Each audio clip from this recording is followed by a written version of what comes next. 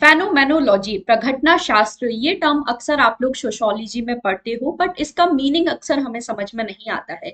आज के short video में इसी शॉर्ट टर्म का हम लोग मीनिंग समझने वाले हैं, क्योंकि यहाँ से काफी सारे क्वेश्चन हमें पूछे जाते हैं, चाहे आप किसी भी सोशियोलॉजी एग्जामिनेशन के लिए प्रिपेयर कर रहे हैं, whether it is UPSC UGC net. काफी डिटेल क्वेश्चन, इजी क्वेश्चन, सभी तरह के क्वेश्चन यहाँ से बनते हैं। तो चलिए स्टार्ट करते हैं सेशन। अगर आप पहली बार इस चैनल पे आए हैं तो चैनल को कर लीजिए सब्सक्राइब। मेरा नाम है Juhi Jain. JRF and GATE examination related, SET examination, assistant professor, PhD related जो गाइडेंस है इस चैनल पे मैं आप सभी लोगों को प्रोवाइड करती हूँ। JRF and GATE examination already मैंने क्वालिफाई किया है सोशियोलॉजी से, बस वही जो एक्सपीरियंस है यहाँ पर मैं आपको शेयर करती हूँ। डिकोडिंग सोशियोलॉजी सीरीज मैंने आप सभी के लिए लास्ट ईयर भी लॉन्च की थी, और इस बार फिर से इसका 2.0 वर्जन लेकर मैं आप सभी के सामने हूँ। आप लोग चैनल को सब्सक्राइब कर सकते हैं। प्लेलिस्ट सेक्शन में जाके जो हमारी ओल्ड वीडियोस हैं इस डिकोडिंग सोशियोलॉजी सीरीज की, वो आप जाके देख सकते हैं। ये आपको हर सोशियोलॉजिकल एग्जामिनेशन में हेल्प करने वाले हैं। और जेआरएफ अड्डा के साथ अगर आप प्रिपरेशन करना चाहते हैं तो यहाँ पर आपके लिए UGC net PhD related guidance भी चलता है, कोर्सेज भी जहाँ पर आपके लिए अवेलेबल है, एंड पेपर 2 के साथ साथ पेपर 1 की भी तैयारी आपको करवाई जाती है। आज के सेशन में हम लोग बात करेंगे फेनोमेनोलॉजी प्रघटना शास्त्र के बारे में। इससे पहले कि हम लोग इस कॉन्सेप्ट को समझे, कुछ जरूरी बातें हैं जो हमारे लिए जानना जरूरी है। सबसे पहले अगर हम लोग बात करें, ये जो फेनोमेनोलॉजी टर्म है, ये जो कॉन्सेप्ट है हमारा कहाँ से ओरिजिन हुआ है। फाउंडर ऑफ फेनोमेनोलॉजी हम लोग एडमंड हसरेल को कंसीडर करते हैं, ठीक है। इन्हें फाउंडर कंसीडर किया जाता है फेनोमेनोलॉजी का, किसे, एडमंड हसरेल को। इनका नेम आप सभी को जरूर ध्यान रखना है। इसके अलावा अगर हम लोग बात करें फादर ऑफ फेनोमेनोलॉजी, जिन्होंने सोशियोलॉजी में अगर पर्टिकुलरली बात करें फेनोमेनोलॉजी के कंसेप्ट को और भी ज्यादा डेवलप किया है, फादर ऑफ फेनोमेनोलॉजी हम लोग एल्फ्रेड शूस को कंसीडर करते हैं, ठीक है। फेनोमेनोलॉजी प्रघटना शास्त्र के जनक के रूप में भी जाना जाता है एल्फ्रेड शूस को। ये दोनों थिंकर्स का नेम आप सभी लोगों को अच्छे से ध्यान रखना है। अब हम बात करते हैं फेनोमेनोलॉजी होता क्या है। फेनोमेनोलॉजी एक ऐसा परिपेक्ष हम लोग बोल सकते हैं जहां पर आप लोगों का जो इनर वर्ल्ड कॉन्शियसनेस है, हमारी जो चेतना है लोगों की, उसे हम लोग समझने की कोशिश करते हैं। यहाँ पर ये वे ऑफ अंडरस्टैंडिंग है, कैसे आप लोगों के जो लिव्ड एक्सपीरियंस है, जो हमारे साझा अनुभव है, जो हमने अपनी लाइफ में अपने जो भी एक्सपीरियंसेस हैं उनके थ्रू गेन किए हैं, तो उसको हम समझने की कोशिश करते हैं। बेसिकली यहाँ पर हम लोगों की जो सब्जेक्टिव अंडरस्टैंडिंग है, जो व्यक्तिपरक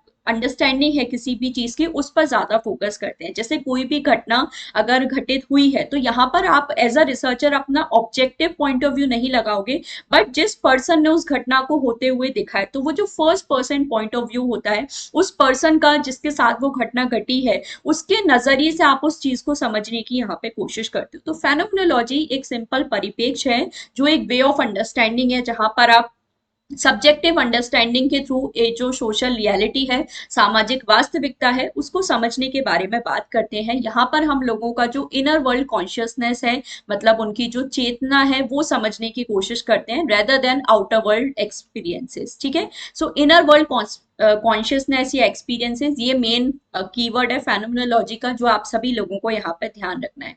इसके अलावा हम लोग बात करते हैं फेनोमेनोलॉजी में natural attitude, inter subjectivity and life world की। ये आप सभी लोगों को ध्यान रखना है। ये 3 मेन पिलर्स हैं फेनोमेनोलॉजी के, ठीक है। Natural attitude, inter subjectivity and life world. अब नैसर्गिक मनोवृत्ति, अंतर्वैयक्तिकता और जीवन संसार होता क्या है, वो भी हम लोग समझ लेते हैं। तो नेचुरल एटीट्यूड का मतलब होता है, जैसे हम लोग फेनोमेनोलॉजी में जो हमारी डेली लाइफ है, जो हमारा लाइफ वर्ल्ड है, इसके बारे में बात करते हैं। तो यहाँ पर हम लोग नेचुरल एटीट्यूड रखते हैं, मतलब फॉर ग्रांटेड चीजों को हम लोग कंसीडर करते हैं, जो हमारी डेली लाइफ की एक्टिविटीज हैं, प्रैक्टिसेस हैं, उसको बहुत ज्यादा क्वेश्चन नहीं करते, रिफ्लेक्सिव तरीके से सोचने की बात नहीं करते।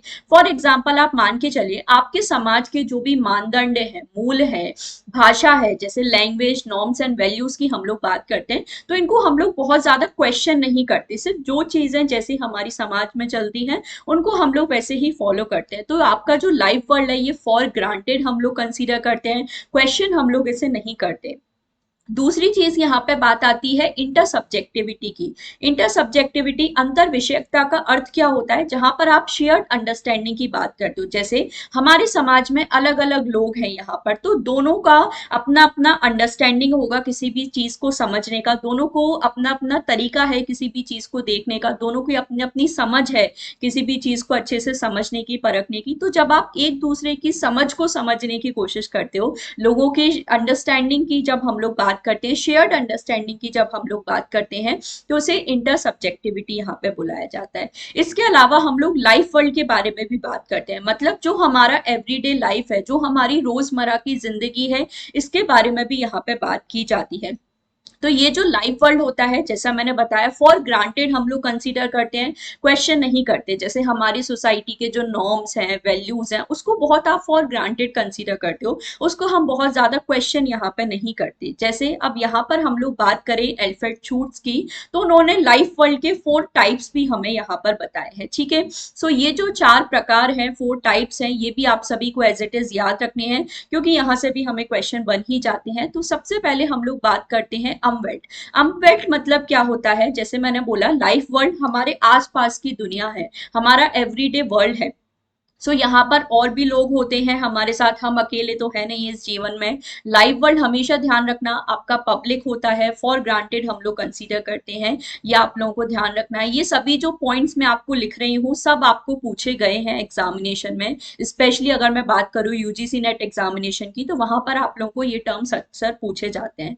लाइव वर्ल्ड हमारा पब्लिक होता है, टेकन फॉर ग्रांटेड हम लोग इसे कंसीडर करते हैं, और 4 प्रकार इसके होते हैं। सबसे पहले हम लोग बात करते हैं अमवेल्ट। तो अमवेल्ट में वो लोग आ जाते हैं जिनके साथ हम लोग सेम टाइम और सेम स्पेस शेयर करते हैं। मतलब जैसे हमारे जो समकालीन लोग हैं, फॉर एग्जाम्पल आप मान के चलिए, आप किसी क्लासरूम में अगर बैठे हैं, अगर हम लोग ट्रेडिशनल ऑफलाइन क्लासेस की बात करें, जैसे स्कूल में आप बैठे हो, तो स्कूल में वहां पर जितने भी लोग आपके साथ हैं, उनके साथ आप क्या कर रहे हो, सेम टाइम शेयर कर रहे हो, क्योंकि आप सभी लोग सेम टाइम पे एक ही जगह पे प्रेजेंट हो, और सेम स्पेस भी हम लोग सभी के साथ यहाँ पे शेयर कर रहे हैं। वहां पे टीचर भी आपके सामने है, बाकी के जो स्टूडेंट्स हैं वो भी आपके सामने, और सेम टाइम पे बैठ के आप सभी लोग पढ़ रहे हो। तो ये क्या है, अमवेल्ट है। मतलब हमारे जो समकालीन लोग होते हैं, हमारे लोग, ऐसे लोग जिनके साथ हम रह रहे हैं, और सेम स्पेस और सेम टाइम यहाँ पर शेयर कर रहे हैं। ठीक है, प्रत्यक्ष रूप से जो लोग हमारे सामने अवेलेबल होते हैं, जैसे हम लोग क्लासरूम की बात करते हैं, ट्रेडिशनल क्लासरूम ऑफलाइन क्लासेस की बात करते हैं।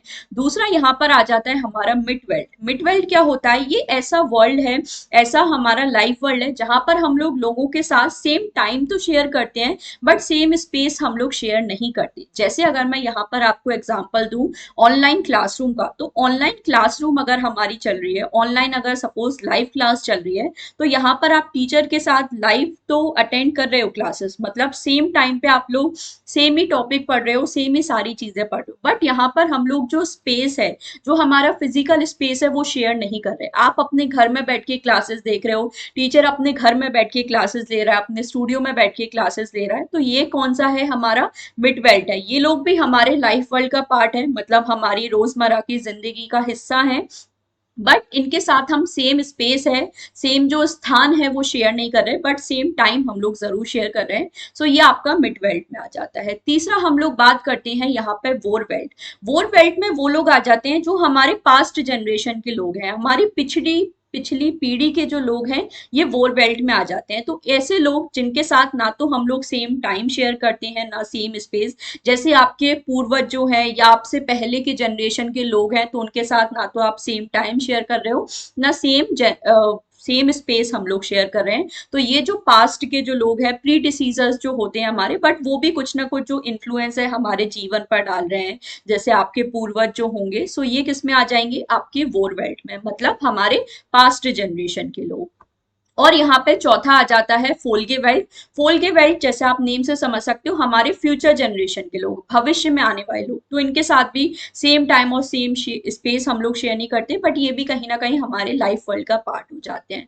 तो ये जो 4 टाइप्स है लाइफ वर्ल्ड के, ये आप सभी लोगों को ध्यान रखना है, पता होना चाहिए कहाँ पर हम सेम टाइम शेयर करते हैं, कहाँ पर हम लोग सेम स्पेस शेयर करते हैं। मैंने आपको अच्छे एग्जाम्पल से समझाया है, ऐसे ही आपको ध्यान रखना है। अब हम लोग बात कर रहे थे कंसेप्ट ऑफ, मेन की कंसेप्ट ऑफ ऑफ फेनोमेनोलॉजी। सो मैंने आपको बताया फेनोमेनोलॉजी के 3 मेन पिलर्स हैं। यहाँ पर नेचुरल एटीट्यूड की हम बात करते हैं, इंटरसब्जेक्टिविटी एंड लाइफ वर्ल्ड। तो आई होप ये तीनों वर्ड्स तो आप सभी को अच्छे से समझ में आ गए हैं। इसके अलावा हम लोग बात करते हैं फेनोमेनोलॉजी में टाइपिफिकेशन एंड स्टॉक नॉलेज। अब ये टाइपिफिकेशन और स्टॉक नॉलेज होता क्या है? सो टाइपिफिकेशन का मतलब होता है लोगों को, चीजों को टिपिकल कैटेगरीज में डिवाइड करना, अलग अलग कैटेगरी में अगर लोगों को वर्गीकरण बेसिकली लोगों का करना या किसी भी ऑब्जेक्ट का इवेंट का करना, सो उसे टाइपिफिकेशन हमारा यहाँ पे बोला जाता है। और हम लोग यहाँ पे फेनोमेनोलॉजी में बात करते हैं स्टॉक नॉलेज की। सो स्टॉक नॉलेज क्या होता है? जो भी आपने अपने समाजीकरण के थ्रू, जो भी आपने अपने सोशलाइजेशन के थ्रू जो भी नॉलेज गेन की है, आपने अपने लाइफ में जितने भी एक्सपीरियंस हुए हैं, जितने भी अनुभव हुए हैं, उसके थ्रू जो भी आपने नॉलेज गेन की है, उसे स्टॉक नॉलेज हमारा बोला जाता है। तो ये है फेनोमेनोलॉजी के मेन कॉन्सेप्ट। अब ऐसे तो आपको समझ आएगा नहीं, तो एक कॉमन एग्जांपल से हम लोग यहाँ पे समझते हैं।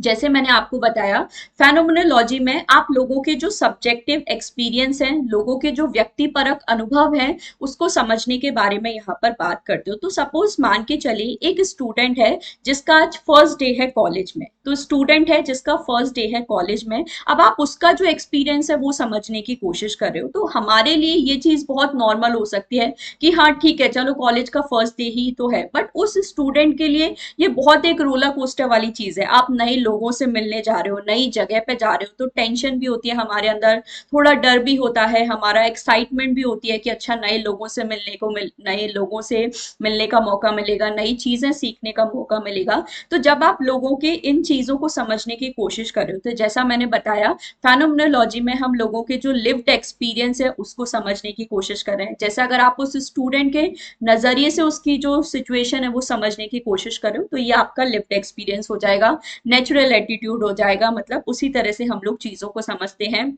यहाँ पर दूसरा मैंने बताया, फॉर ग्रांटेड हम लोग कंसीडर करते हैं, क्वेश्चन हम लोग नहीं करते। जैसे आप न्यू डे फर्स्ट डे किसी कॉलेज में जाओगे, तो आपको पता है कि अब यहाँ कॉलेज में मैं आया हूँ, मुझे क्या करना है, मुझे कैसे अपनी अटेंडेंस लगानी है, मुझे क्लास में जाके कहाँ बैठना है, टीचर जब पढ़ा रही है तो मुझे बोलना नहीं है, क्लास को डिस्टर्ब नहीं करना है। तो ये सब जनरल चीजें हैं जो आप सभी को पता है, फॉर ग्रांटेड आप इन्हें कंसीडर करते हो, हम इसे बहुत ज्यादा क्वेश्चन नहीं करते। तो इसी चीज को हमारा नेचुरल एटीट्यूड बोला जाता है। दूसरा मैंने बात की इंटर सब्जेक्टिविटी, अंतर विषयकता। यहाँ पर हमने पढ़ा शेयर्ड अंडरस्टैंडिंग होती है। तो वही सेम एग्जांपल में हम लोग देखेंगे, जैसे टीचर ने अगर क्लास में लिखा कि मंडे को आपका टेस्ट है, तो सभी स्टूडेंट समझ जाएंगे ना कि हाँ हमारा मंडे को टेस्ट है, तो हमें प्रिपेयर करके आना है, टाइम पर क्लास में आना है। और टीचर का भी यही मोटिव था उस चीज से। मतलब यहाँ पे क्या है, इंटर सब्जेक्टिविटी है, शेयर्ड अंडरस्टैंडिंग है।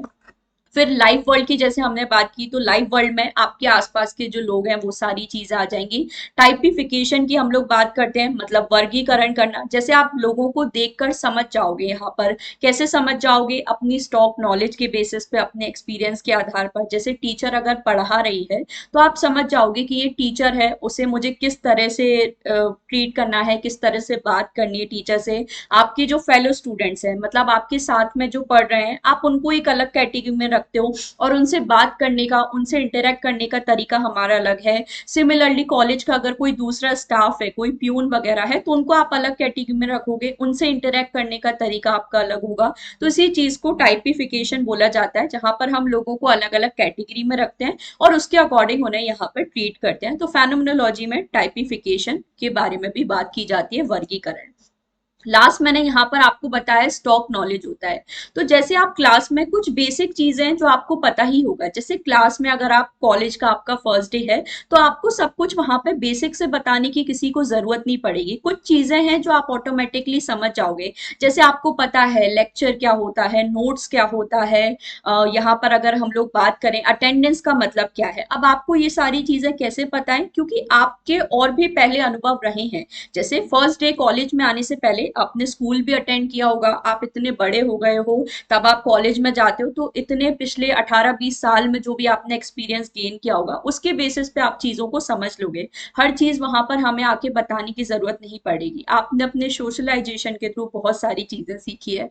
तो इसी चीज को स्टॉक नॉलेज यहाँ पर हमारा बोला जाता है, जो आप अपने सोशलाइजेशन के थ्रू, अपने प्रीवियस एक्सपीरियंस के थ्रू यहाँ पर सीखते हो। तो ये सारे मेन कंसेप्ट्स हैं फेनोमेनोलॉजी के, जिसके थ्रू हम अपना जो सोशल वर्ल्ड है, सोशल रियलिटी है, उसको समझने की कोशिश करते हैं। लोगों के जो सब्जेक्टिव एक्सपीरियंस है उनको यहाँ पे समझने की बात करते हैं। सो आई होप आप सभी को ये जो कॉन्सेप्ट है अच्छे से समझ में आया। एक लास्ट चीज हम लोग यहाँ पे बात करते हैं, सस्पेंशन ऑफ जजमेंट। अब ये जो कॉन्सेप्ट है किसने दिया है, अभी मैंने आपको बताया था, फाउंडर ऑफ फेनोमेनोलॉजी, जैसे हम लोग बात करें एडमंड हसरेल, तो उन्होंने यहाँ पे सस्पेंशन ऑफ जजमेंट के बारे में भी बात की है। इसका मतलब क्या होता है कि हमें चीजों को ऑब्जेक्टिव तरीके से नहीं समझना है, जैसी जो चीजें हैं वैसे ही समझना है, और अपने जो पर्सनल जजमेंट है वो अप्लाई नहीं करने। फॉर एग्जाम्पल मान के चलिए कि अगर आप लोगों का, जैसे आपने सेम वही हमारा एग्जाम्पल लेते हैं कि अगर आप उस स्टूडेंट की स्थिति समझने की कोशिश कर रहे हो, तो आपको उस स्टूडेंट के नजरिए से ही समझना है कि वो फर्स्ट डे कॉलेज में कैसा फील कर रहा है, उसको कितनी नर्वसनेस हो रही है, कितनी एक्साइटमेंट हो रही है। आप उसके नजरिए से ही समझोगे, आप उसे जज नहीं करोगे। अगर वो बहुत ज्यादा डर रहा है फर्स्ट डे पर अपने कॉलेज में, तो आप उसे जज नहीं करोगे कि अरे ऐसे कौन डरता है फर्स्ट डे पे, या आप उसको कुछ भी, अगर वो बहुत ज्यादा एक्साइटेड हो रहा है तो भी आप उसे जज नहीं करोगे कि अच्छा इतनी भी क्या बड़ी बात है जो ये इतना एक्साइटेड हो रहा है। सो बेसिकली जब आप सब्जेक्टिव एक्सपीरियंस को समझने की बात करते हो, तो यहाँ पर अपना जो पर्सनल जजमेंट है as a researcher, as a phenomenologist, आपको नहीं लगाना है, और लोगों के नजरिए से ही, उनके फर्स्ट हैंड एक्सपीरियंस से ही हमें चीजों को समझने के बारे में बात करनी है। ये था बस आज का हमारा छोटा सा कंसेप्ट, जहां पे मैंने ट्राई किया है कि 10 से 15 मिनट में आप सभी को फेनोमेनोलॉजी, प्रघटना शास्त्र का पूरा जो कॉन्सेप्ट है अच्छे से समझा सकूं। तो ये सारी चीजें आप सभी लोगों को ध्यान रखनी है। और इसी तरह से अगर आप डिटेल में मेरे साथ सारी चीजें पढ़ना चाहते हैं सोशियोलॉजी की, सो जेआरएफ अड्डा का यूजीसी प्रीमियम प्रोग्राम है, गाइडेंस प्रोग्राम है, आप लोग ज्वाइन कर सकते हैं, जहाँ पे पेपर 2 सोशियोलॉजी के साथ आप सभी को जनरल पेपर 1 की भी तैयारी करवाई जाती है। तो दोनों ही पेपर हमारे लिए जरूरी है इस एग्जामिनेशन को क्लियर करने के लिए। बिल्कुल आप इसे ज्वाइन कर सकते हैं। फर्स्ट टाइम अगर चैनल पे आए हैं तो सब्सक्राइब कर लीजिए। इसी तरह के इंपॉर्टेंट सोशियोलॉजी रिलेटेड वीडियोस है वो मैं आप सभी के लिए इस चैनल पर लेकर आती हूँ। So don't forget to like and share the video. Comment करके जरूर बताना ये मेरा जो इनिशिएटिव है आप सभी को कैसा लगा, 10 से 15 मिनट में किसी भी कॉन्सेप्ट को समझने का। अगर आप किसी टॉपिक पे ऐसी वीडियो चाहते हो, शॉर्ट वीडियो चाहते हो, तो वो भी आप जरूर मुझे कमेंट सेक्शन में बता सकते हैं। वीडियो को करना है लाइक और शेयर। मिलते हैं हमारी क्लासेस में। इसके अलावा मैं 3 PM पर आपके लिए इस चैनल पे लाइव क्लासेस भी लेकर आती हूँ सोशियोलॉजी सब्जेक्ट से रिलेटेड, तो उसके लिए भी आप लोग मुझे जरूर ज्वाइन कर सकते हैं। Bye bye, take care, don't forget to like and share the video. Thank you so much for watching.